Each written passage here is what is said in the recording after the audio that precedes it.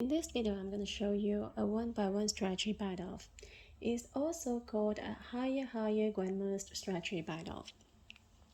Here you see brioche stitch, but it's not related to this bite-off, and you can use it on 1x1 rib.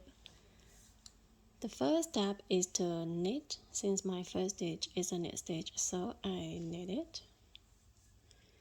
And then the next stitch is a purl stitch. I also knit this stitch. And then I just bite it off regularly. So I pass the rightmost stitch over the stitch just worked. And then instead of knitting this stitch, I pass this stitch to my left needle without working it. And then I bring the yarn forward and I pass it back to my right needle purlwise without working it. I bring the yarn back and then I knit the next stitch.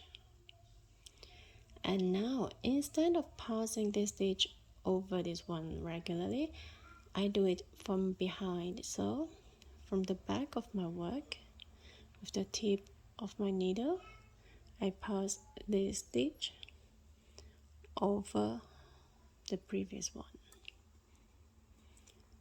The next stitch is a purl stitch, so I just knit it regularly and bite it off regularly.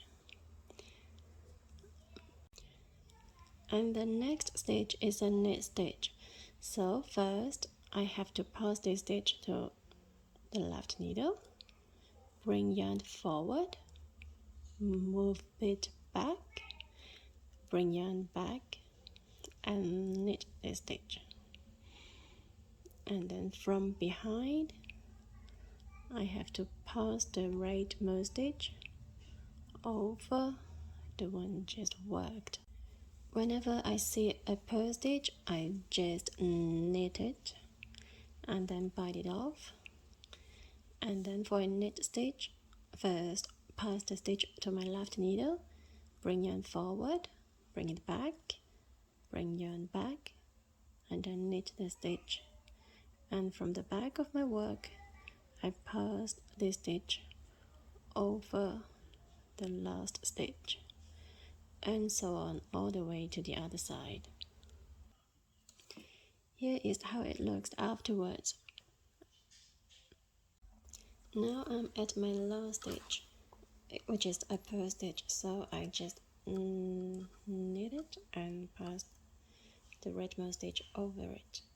And now I pull the yarn out and then I can cut it and weave in an